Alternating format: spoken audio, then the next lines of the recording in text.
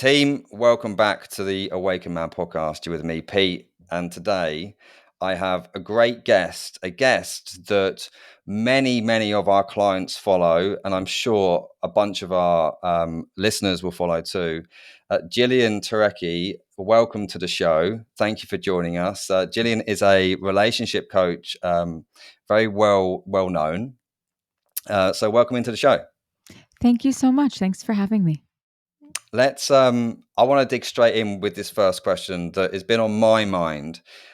So a lot of guys that we work with, and myself included, a lot of our listeners are very business orientated, they're professional orientated, so they're very focused on what they're doing in their careers. How on earth do we balance that with our personal relationships? So I think that specifically in a man's life, although we're starting to see this more and more in a woman's life today, um, usually when a man is in his 30s, 40s, maybe early 40s, he's in a building stage of his career, and he's trying to create legacy. He's focusing on his purpose. And he's also very focused on one particular need, which is a need that's shared by all people. But it's very, very highlighted for a man when he's in this building stage, which is the need to feel significant. It's the need to feel very important. And we all have it. It's the need of the ego, but ego is a part of our psychology. It's not necessarily a bad thing. But that's where he's really focused. But he's also a human being, right? And all human beings crave love and need love and want connection. So I think it's about understanding that. I think so. Let me backtrack a little bit. As a man ages and matures, what he comes to realize is that love is more important than purpose. But this happens later, a little later in life. I mean, it happens earlier in life for some men. There are some men who feel that way starting at 20. But we're speaking, generally and overall. This typically happens once a man has had a lot of experiences under his belt, and he's accrued wisdom, right? Because we change, both men and women. We change as we become wiser. And we change. And what I mean by that is that our outlook on life changes and our priorities change. And whereas typically women will value love and romantic relationships more than purpose throughout her life, although, like I said, that's changing, right? Things are changing. Men will join women in that, but as he reaches more like 50, once he's like feels like he's kind of has established some things. And so, but either way, I think it's about having the understanding that in order to feel fulfilled in life, we all have to meet our needs. Like, you're never going to be happy if all you do is focus on your purpose. And you're also never going to be happy if you don't have purpose. Like, you really need to figure out a way to and it's like, work life balance. I mean, I don't even know if that exists, but it's about prioritizing. It's about seeing. Men will tend to see a romantic relationship, or they'll tend to fear that a romantic relationship is going to interfere with their achievement and with their purpose. And that is something that men need to overcome and transcend. That fear is really the fear that they need to transcend, because with the right partnership and with the right kind of love, it's only going to help. It's only going to help. And it's only going to help in the sense that you're going to become better at what you do when you are able to tap into that part of yourself that knows how to give and love and be vulnerable.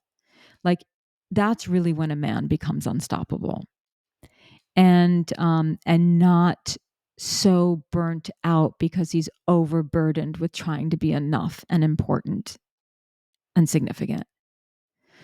So I'm kind of answering your question somewhat indirectly, but it's an important thing for men to really recognize that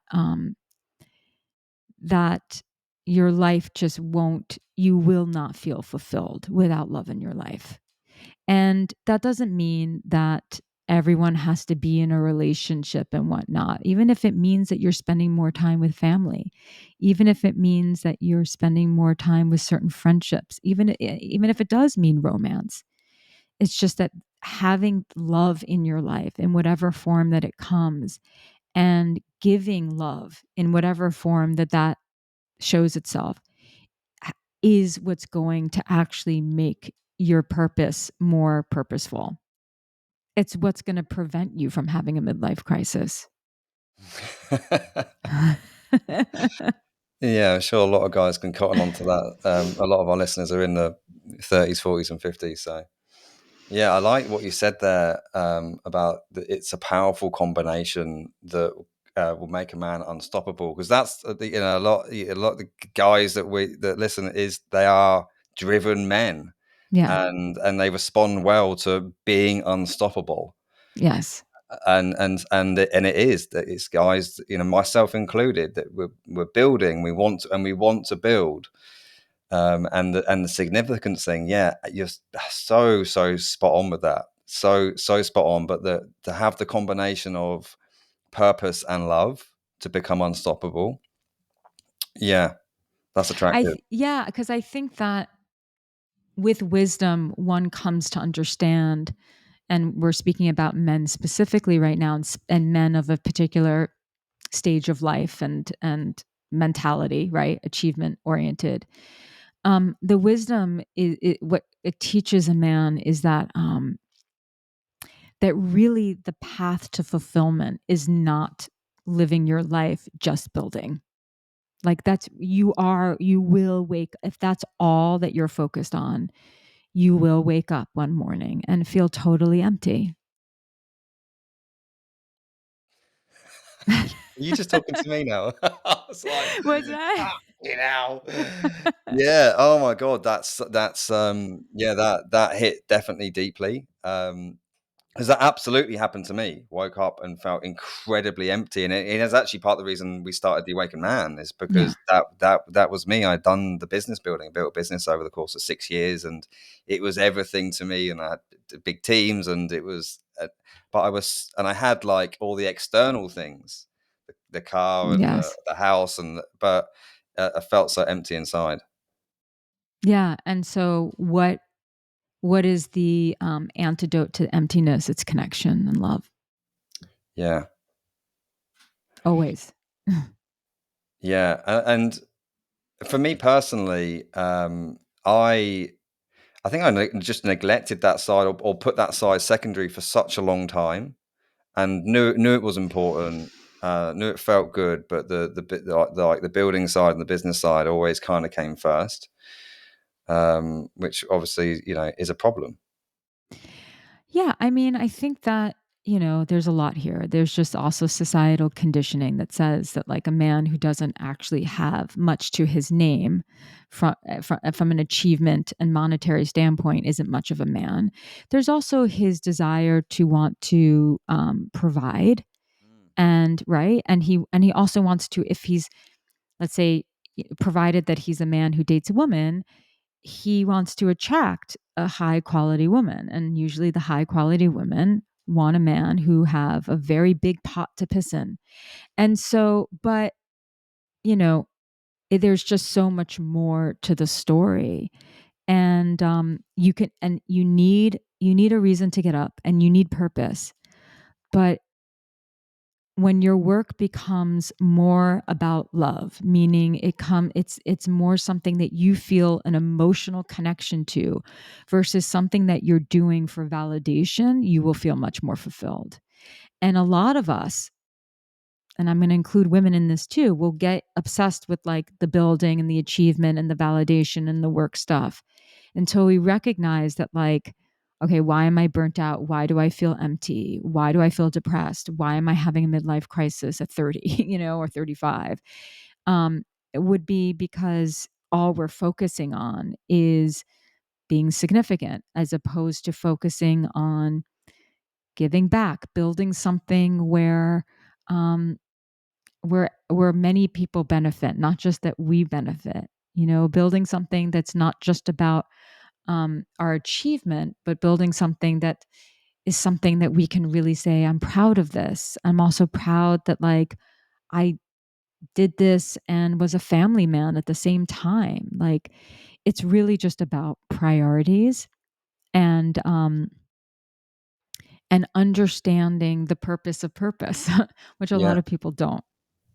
Yeah, yeah. Onto like the building side, and what you touched on it earlier about women also going into more of a building phase, Sure. and more ladies are doing that, and I've absolutely seen this with ladies that I know, and also partners of some of the guys that we work with, and some of the guys in our communities, and some men don't necessarily know how to deal with that. Hmm. Yeah. Having sometimes their lady moving into real like masculine sort of energy, and going into build mode, and the man Yeah. also doing the same, and it being quite hard to deal with that sort of energy, and then both building. Yeah, but I don't like to see it as women who are in building stage that that's masculine energy. I think Yeah, that that needs to be challenged. Um, there could A woman is perfectly capable of um, being loving and vulnerable, and also being a force in the workplace, just like a man is capable of that as well. And I think that that's really the most important thing. Look, I think that we're most attracted to people when we are seeing them in a flow state, in their element, being impressive. And so I think there's a lot of men who love a woman who is actually doing a lot. yeah, And for even if sure. she's doing that being a mom. But I mean, we live in a world now where, I mean, women are soon going to out earn a lot of men in households. This is what's happening.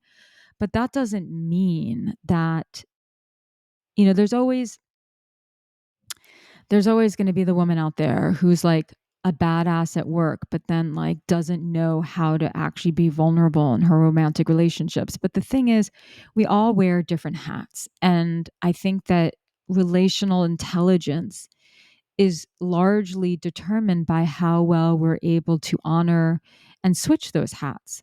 Like, when I'm in sort of like work mode, okay, I'm in work mode, but like I'm not going to be in work mode in my relationship, right? I also think that I mean there's a lot here, and no woman wants her man to be in work mode all the time either. Like, women love to see a man connect with a child, like just in the same way that a man will love to see a woman um, really empowered. We have I think that most people are attracted to the balance of masculine and feminine energy in another person. And I'm not talking about a 50-50 split, but I don't know anyone who's just wants masculine energy, and I don't know anyone who just wants feminine energy. I think the combination and how it is expressed in the world is actually what people are most attracted to. Yeah, I completely agree. Yeah. And what you just said there about like relational intelligence, it like here's something that I struggled with this personally in my previous relationship, was that if there was an issue, and I wanted to talk about an issue. And it may well be around just something to do with emotional intelligence or relational intelligence. And I come across as a coach, and I just fall into coaching mode, and I end up coaching my partner rather than, and that just puts her on the Doesn't work. defensive. That does not work, and I haven't meant to, but I it mean, it just can work sometimes when it's asked for, right? yes, When you're like, I need advice, like I need Coach Pete to come, like I that's who I need right now. But yeah. overall, yes, exactly. It's not going to work. No, no. So how, like, what is the best way to approach like conflict and conversations that are difficult without coming across as a coach? So always lead with love and vulnerability and telling the truth. So that's the most important thing. So telling the truth of your experience, telling the truth, telling your truth, telling your, which is basically the same thing. Um, love, leading, being respectful, being compassionate, and vulnerability, sharing your feelings, sharing your feelings, which is not the easiest thing for a lot of men to do. But and these days, not the easiest thing for a lot of women to do. I mean, we've been so indoctrinated by society to say that vulnerability is sort of like the weakness in society, when really it's the strength. And so I think when it comes to approaching conflict, um, well, one of the things is we want to not only know how to approach conflict, we want to know how to prevent it. So conflict is a part of relationship, and it's an important part of relationship. But we want to prevent sort of unnecessary conflict. We don't want too much conflict. We want just enough to remind us that, like, we're in a relationship with someone with their own mind and that we're not exactly the same. And we want just enough because we want to, whether we know it or not, to be challenged in our relationships is important, but there's a limit. Um, but preventing conflict, a lot of that has to do with just being more grateful. I mean, people, what destroys a relationship? I mean, a lot of things, but one of the things is just people stop seeing their partner as this gift. They stop appreciating each other. They stop saying, you know what? Like, I know I've been really busy at work and you have done everything in your power to make it so that I can get my work done. And I can't thank you enough for that. As opposed to, you know, why do you keep asking to spend time with me? Or, I'm so sorry, getting in your head and feeling guilty, getting into your head and creating a whole story about feeling guilty that you're not spending enough time with your partner, and then spinning a whole narrative from that, which is how your freedom is being taken away. And are you going to be able to do this? Because this is something that men fall prey to. Can I do this? Can I be in a relationship? Can I be both? Can I make her happy? And that's all your bullshit. As opposed, because it's all your bullshit, because all Yeah. you have to do is just say, my God, like, I would not be able to perform at the level that I'm performing if it weren't for your contribution to this relationship, if it weren't for your patience, if it weren't for your smile, if it weren't for the fact that you stayed home and, like, picked up the slack at home. Like, just saying that is going to make your partner beam from the inside out. But instead, what we tend to do is get in our heads, create stories, create narratives, make ourselves the victim. And what we're doing in that moment is creating deep, deep conflict that might become irreparable, all because our mind is a fucking battlefield filled with projection. So when it comes to conflict, learn to prevent some of it by with gratitude. And then when it comes to having the hard conversations, you prevent yourself from being a coach by saying, what do you need from me right now? Do you need advice? Do you need a hug? Do you need a foot rub? Do you need to just like vent? And I can, I'll be honest and tell you that I can give you 100% presence for 10 minutes, but then I need a break. So it's just asking that. And then you can say, I have some advice. Are you open to that right now? And if they say no, then you just have to be patient, because in that moment, sometimes we just have to feel seen and we have to feel understood. And when we go direct into advice, we're skipping over that very important step of seeing and understanding. Yeah, and yeah, everything you said there just rang so true to me. But like, and I know for me, I would always go straight to the logical advice side. It's Sure, like of course, you're a I've guy. got the answers. I've literally got the answer. Let me please tell you. And Totally. it's just the wrong. I learned right I that know. that's not the right way. I know. And I tell women all the time, tell him that you will let him know when he can tell you the advice, and you'll listen to it, like you'll really listen to it.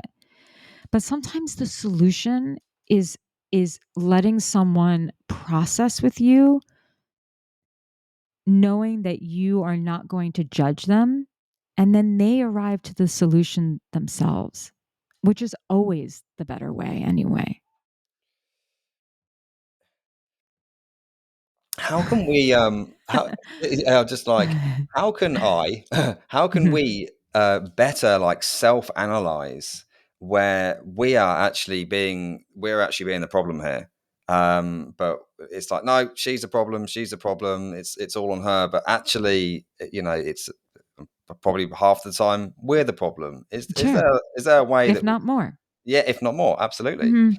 Like, is there a best way that we can like self-analyze our behaviors here and pinpoint where we're Yeah, messing up? so it starts with let's replace self-analyze with self-reflection or self-awareness.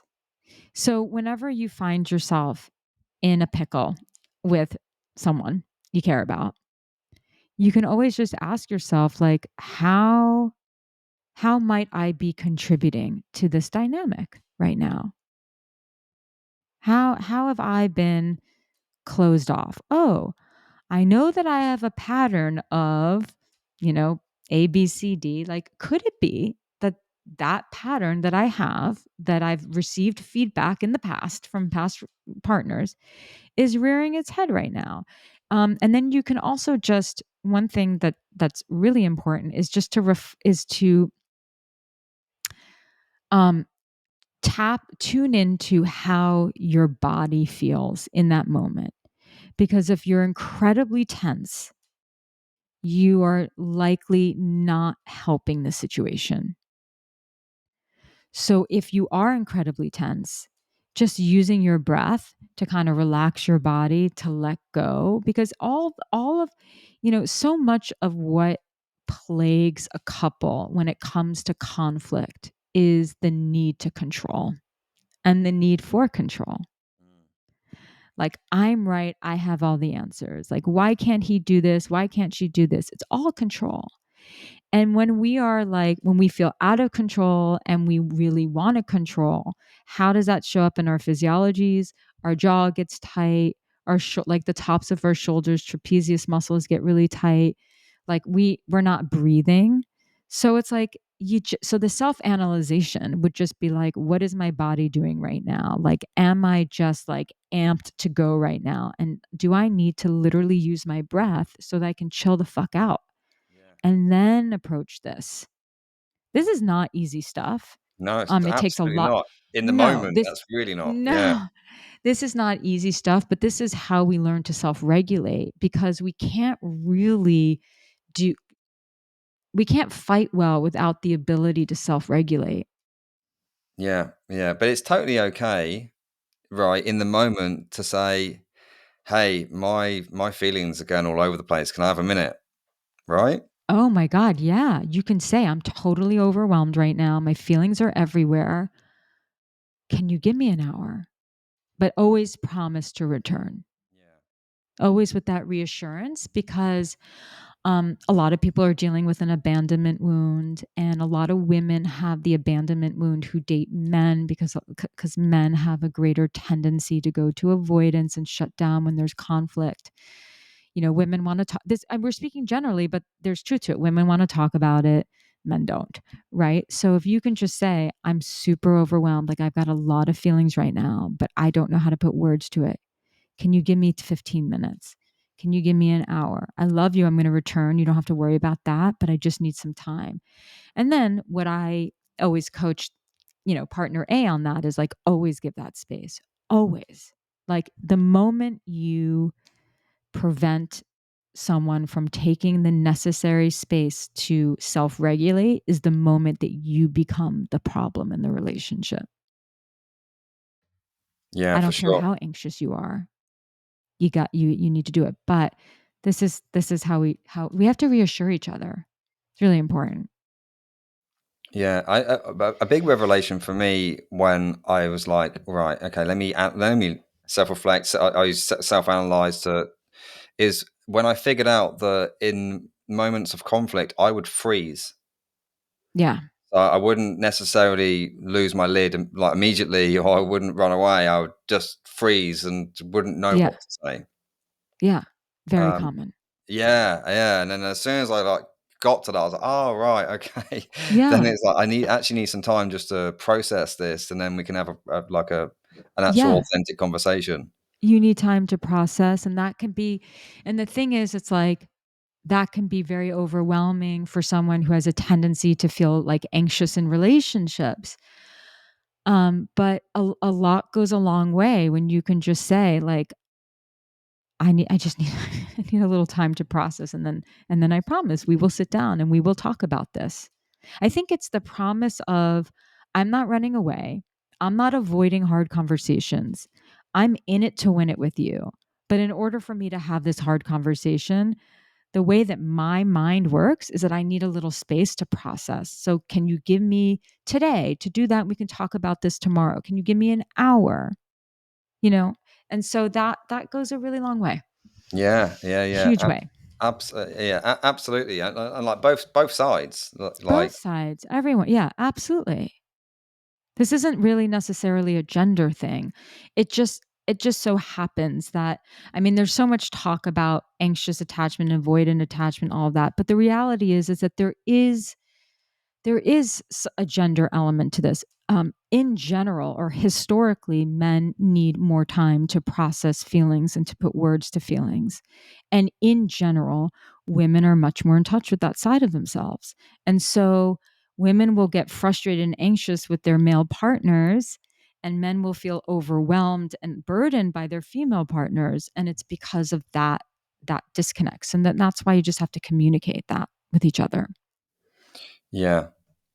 What can so say you've come out of a relationship, you've come Hmm. out of a long term relationship or short term relationship, and because here's like my relationship story in 2 seconds is that I went from one to the other to the other to the other. She's good looking, we get on, relationship. She's good Hmm. looking, we get on, relationship. Like a Never, serial monogamous kind of? Like yeah, serial long-term relationship, yeah, serious, yeah. yeah, Yeah. absolutely. Yeah. But never really considering what I wanted, what I was looking for, Or what you needed. or what I needed. Also, like where I fucked up historically, where I Mhm. wasn't doing well in relationships, and I've just continued the same bad traits going into the next relationship. Sure. What is it? What's a man to do there? When Mhm. he's come out and he's now like, okay, I'm more conscious to this, and I want to ensure that going into future relationships, I um, pick a little bit more wisely, Mhm. and B, personally, don't make the same mess ups that I made in historic relationships. So what I would say to anyone, man or woman, is if your pattern is to just go from one relationship to the next, is if you just got out of a relationship, give yourself a minute. I don't know. Is that a year? Maybe. Is that 2 years? Maybe. Is it 6 months? Maybe. It really, everyone is different. It depends on how wounded you were in that relationship. It depends how many things you need to deal with. But but being single for a little while is important. And I think that's when you self-reflect and say, okay, um, the every relationship I've ever been in has had one common denominator, and that's been me. So so that doesn't mean that I'm to blame for everything, but it does mean that I am the common thread. So what is it in me? Like, what are my patterns? How has my fear of not being enough, fear of loss of freedom, fear of being abandoned, fear, whatever. How has my fear, what is my greatest fear? And how has my fear interfered with my ability um, to sustain a deep, meaningful relationship? What do I do when I am fearful in a relationship? What's the thing how am I most hurtful? How am I most emotionally unavailable? So having some self-reflection around that might take someone down a path of their relationship with their mom or their dad or both, and just kind of investigating like where that kind of came from. That might mean for some people having a conversation with, if it's possible, with one or both parents to kind of clear the air. That might mean for some people learning how, if they get into a lot of relationships where they lose themselves, learning maybe they do need purpose. Maybe they do need to find, to be able to meet their needs alone instead of just over relying on their partner to kind of rescue them, which no one says that they do that intellectually, but we do that unconsciously. You know, where do I need to get centered? What part of my life needs some strengthening? What key relationships in my life need healing? So these are all the possible ways it can go. And then it's taking a look at, okay, well, how have I normally chosen relationships? How can I be more intentional in how I choose? Okay, well, if I were to look at my past relationships, which are the ones that have been, unhealthy, or unhealthy or toxic or whatever? And what was that all about? Where's my pattern in that? And what are the kind of women or men who I choose? And what's going to be a better choice for me? What am I absolutely like? How are my priorities going to shift now when it comes to choosing a partner? How can I just get a lot more intentional? What do I want to get out of this? What kind of bond do I really want to create? And so these are just some of the self reflective questions one has to ask themselves. And again, everyone's path is different. Sometimes it's a very some deeper healing has to happen. Some people need to get sober. Some people, I mean, we everyone has their own thing. Some people really have their work cut out for them. Other people just need to like take a minute. But these are some of the questions that we need to ask ourselves. This is what the inner work is. Yeah. Yeah. I think the whole taking a minute there, whether that's 6 months, a year, 2 years, to really reflect and not just to jump into No, you're just going to the get the next. same thing in a different partner. It's not enough. Look, once in a while, sometimes it's just changing partners, but you're talking about a pattern of just like one relationship after the other without actually taking time. We take ourselves wherever we go. So you're just going to keep repeating the same pattern. The next like just leading on to the next thing now. So now we've Sure. like come out of a relationship, we're doing self-reflection, we're really taking a beat on that. Here's the next thing is how do we learn to trust again if we've gone through like our partner infidelity, and Yeah. uh, how do we Like learn a to trust betrayal. again? Yeah.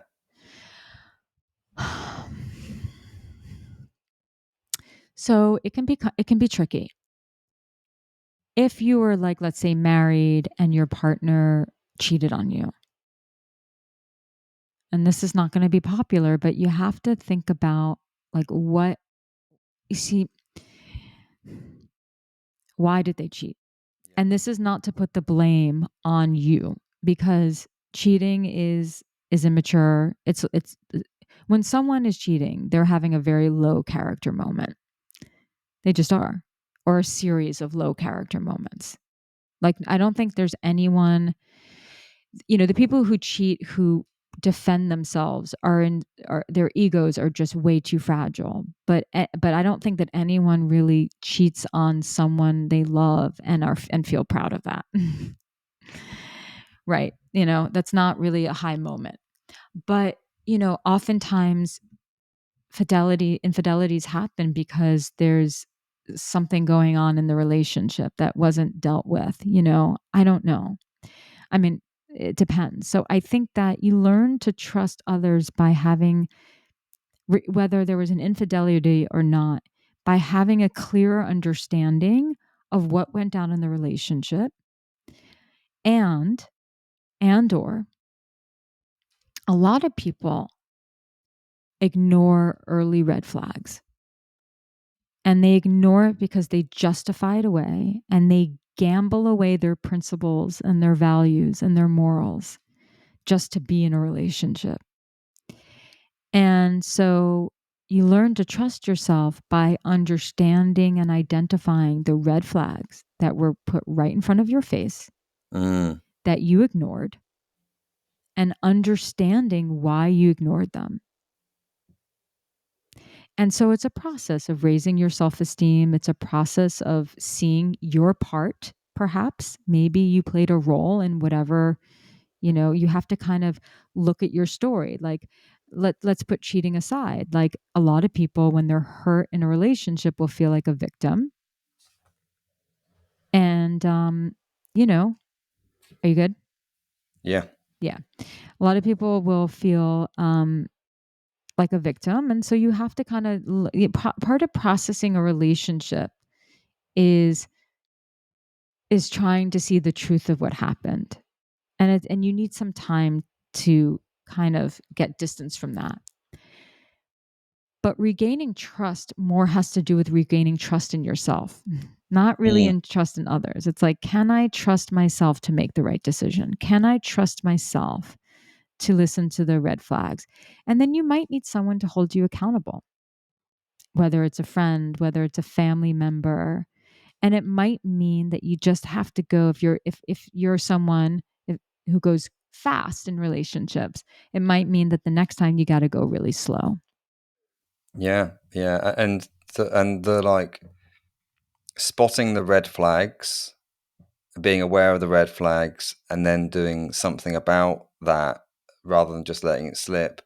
Yeah. I would say, for me, absolutely will boil down to the amount of self-respect and self-love that I have for myself. And like, Yes. if I'm allowing that to happen, there's probably I probably don't love myself as much as I should do. Yes. Yes. And, also self-love, self-respect, and also, um, and this is not for everyone, but again, how did I contribute to the dynamic? Like, did I ignore my partner repeatedly for 3 years? Yeah. Did I never tell them that they were wonderful? Did I never appreciate them?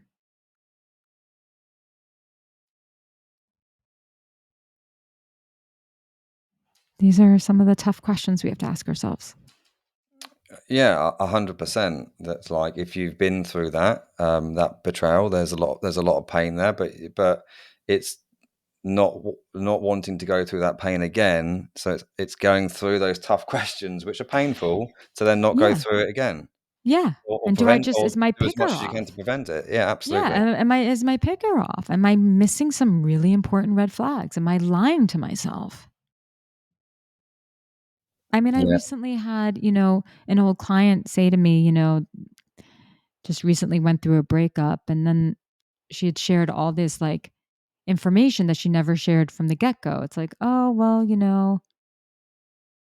they did I do remember like on our first couple, like every time we went out on a date, like they got hammered, like they got totally drunk.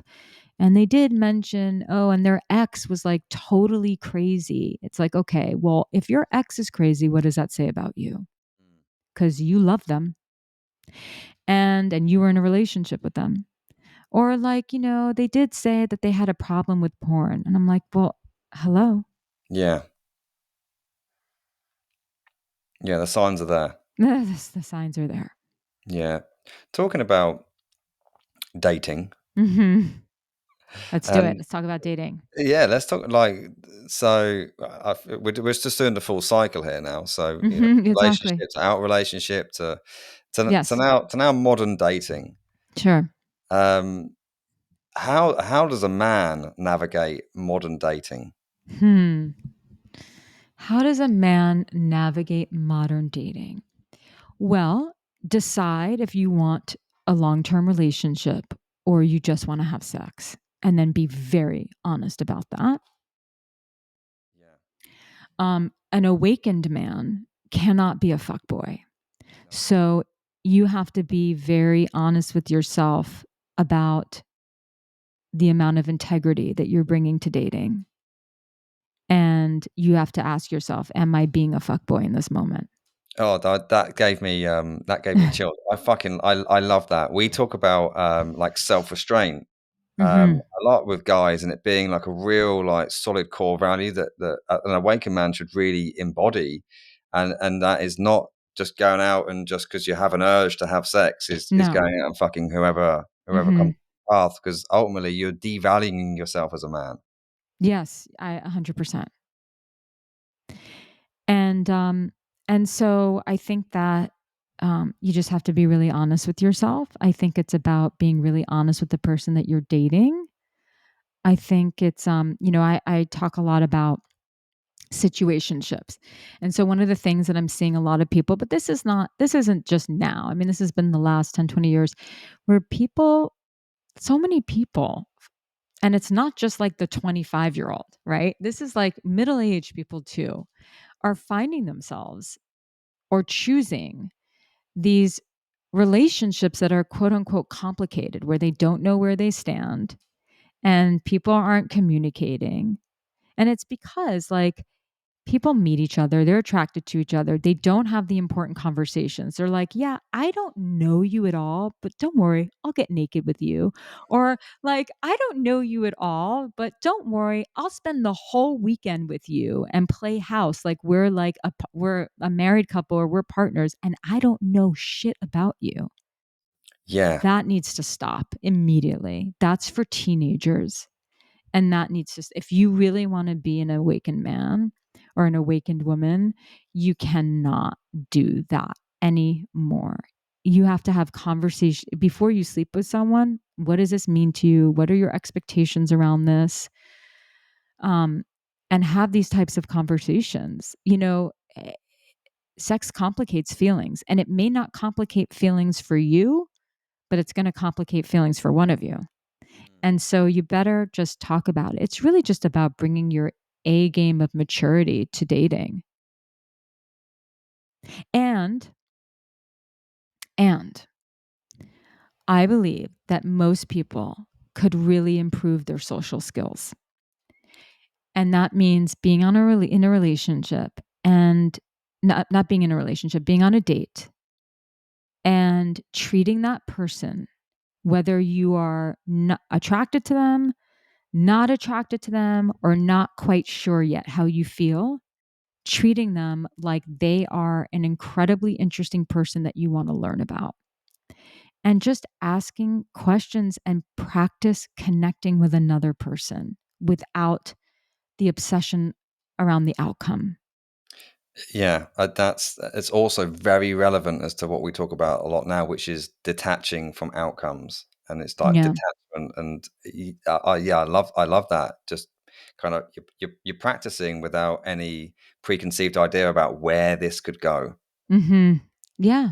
And people, the thing is that we've become sort of weak as a society in the sense that we're not as resilient when it comes to uncertainty. We want to know, like, do they like me? Do I like them? Is this going anywhere? Are they like, sorry, but dating is very uncertain, and that's part of the fun.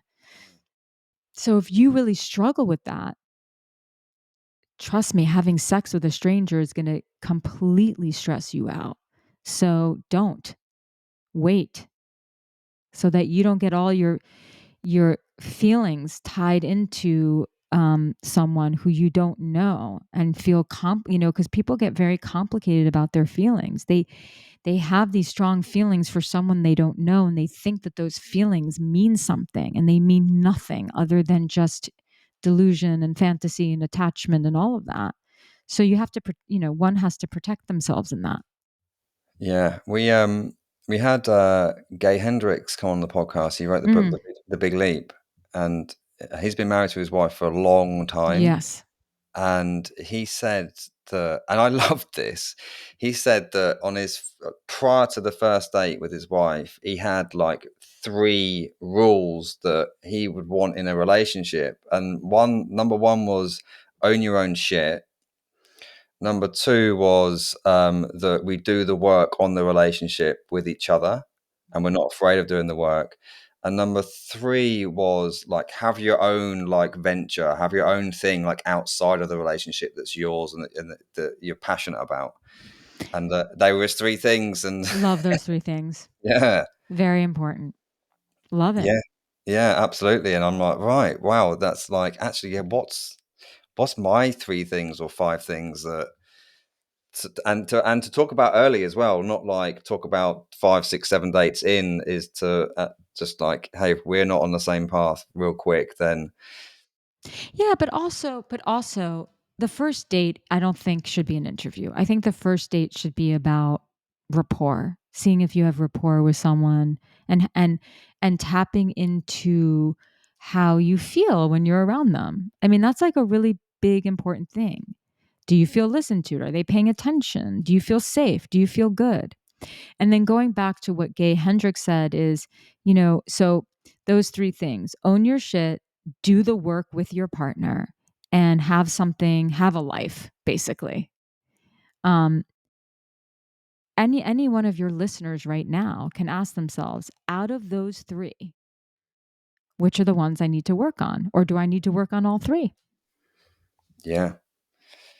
With the like the doing the work with your partner, this is something that like I've had a number of guys ask in our community, because a lot of the guys in our community, they're doing the work on themselves, they're becoming way more emotionally intelligent and aware of what's going on with them, and Hmm. they're wanting their partner to kind of join them on the journey of of growth, and I know some of their partners are like, I don't need that shit. I'm good I'm good as I am. Um, how would a man approach that sort of like conversation? Or I don't know. I don't want to like say just like you have to grow with me, but what's the side? Yeah, I have a lot to say about this. So number one, most people think that they're more evolved than they actually are. Yes, perceived reality versus reality. A lot of people think that they are on a higher plane than they actually are. Um, I think that so there's two things. One is before you commit to someone and I don't mean commit like, okay, we're boyfriend and girlfriend, or we're girlfriend, but like, we're not going to see anyone else. I mean, like the next level of commitment, moving in together, perhaps marriage, having a child, like really that. Yeah, Um, do I love you just as you are? Meaning, if you never changed, do I love you? Because we really can't go for potential. So there's two things. Number one is we have to love people for legitimately where they are today and as if they would never change. And at the same time, everyone is always evolving, but we're evolving in different ways. And we're evolving in like people think, oh, you need to grow with me. Like, how do you, then you're not acknowledging the fact that every time your partner gets into bed with a new book, maybe they're actually growing. Maybe they're learning a new language. I mean, who knows? Like, we're always evolving and changing. And so I kind of cringe at this new thing of like, I'm all into growth. And if you're not growing, like, I can't be with you. Like, oof. But what I do think you can do is, I am, one of my values is to work on being a better person. And so I need to be with someone who is committed to being a better person too. But how that looks like for them, what that looks like for them can be totally different than what it looks like for me. And I think it's more important, like, couples are either growing together or they're growing apart. And the growing together is not how many seminars you can go to, not how many books you can go to, not, not how many, like, none of that. It's, are we rolling up our sleeves and are we problem solving together? Are we showing up for each other? Are we facing obstacles together? Like, that's what's most important. Don't like, you're going to make it like, oh, she consumes as many podcasts as I do and she's really into all that stuff. Well, yeah, great, nice, good. I understand the preference, but lots of people are doing all that stuff and they're still a train wreck. So you need to get under the hood of the car and really go for deeper values there. Yeah, yeah, Now, but you can say, I live a life that's without drugs or alcohol. So I don't want to be in a relationship with someone who drinks or does any drugs. yeah. So those things are important for sure. Yeah, so it's like is value alignment, and then there's Hmm. certain rules like, hey, I don't take drink and drugs, and I don't want my partner to do the same, and Yeah. that's cool.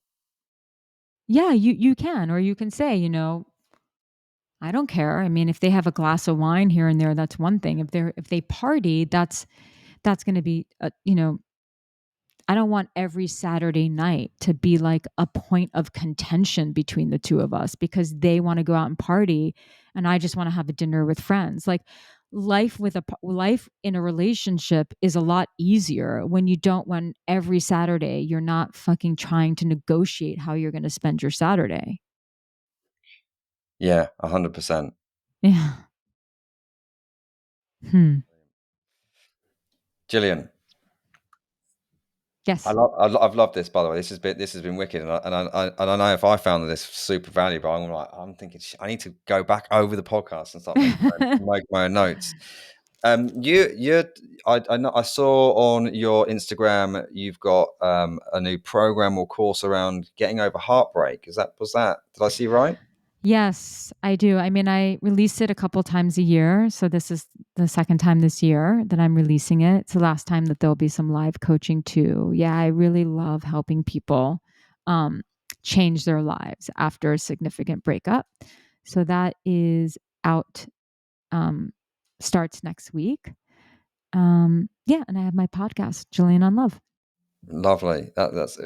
We just like with me navigating my own divorce and going for a breakup this year, and I was quite vocal about that on my socials. There were so many guys that got in touch to say that they were going through the same thing and they were going through a lot of pain, didn't know how to deal with it. So I can imagine like an actual dedicated program to getting through something like that is extremely Lots of powerful. men are enrolled. Yeah, I'm not surprised. Yeah, I'm really not surprised. And what I have seen, particularly over the last 2 years of like being in this like men's space, and it's new. It's a new space to me. Before I was a business owner running a construction business. right. Um, the more and more guys are like leaning into wanting to do the work Yeah, and screaming out for it. They're like, yeah, we want to fucking do this. yeah, which is wonderful. Yeah, absolutely. Where can my audience find you? Where's the best place? Honestly, you just need to know the spelling of my first and last name. So that's my Instagram at Jillian Turecki, my podcast, Jillian on Love, and then my website, jillianturecki.com, and other socials, but it's basically all my name. Cool. Thank you so much for coming on. Oh, This has thank been you. absolutely wicked. Appreciate it. Thank you. Cool. Cheers, team. We'll see you next week.